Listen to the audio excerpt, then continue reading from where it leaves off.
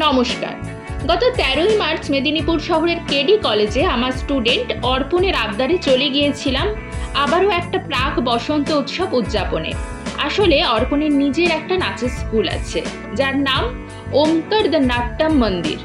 যে ক্লাসটা ও এই কলেজেই করে, তাই কলেজ ও ওর নাচের স্কুলের যৌথ উদ্যোগেই অনুষ্ঠানটি হয়েছিল। মেহুলিদিকে আমি বলেছিলাম আসার জন্য, মানে আমার ম্যাডামকে বলেছিলাম আসার জন্য, ম্যাডাম এসেছেন। এই যে এরা সব অর্পণের স্টুডেন্ট। কি মিষ্টি লাগছে না সবাইকে? এরপরে ওদের সবার নাচ দেখব, আপনারাও আমার সাথে দেখবেন তো? যাই হোক, এবারে অনুষ্ঠান শুরু হলো। ওদের ওপেনিংটা সত্যি খুব সুন্দর এবং ইউনিক ছিল।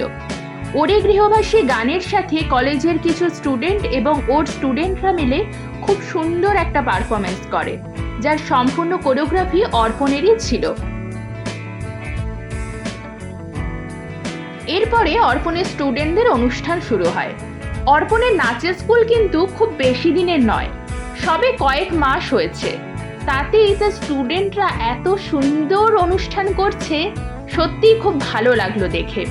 ভাবা যায় বলুন, সেই কত ছোটবেলায় অর্পণ আমার কাছে আসে নাচ শেখার জন্য, আর আজ সে টিচার।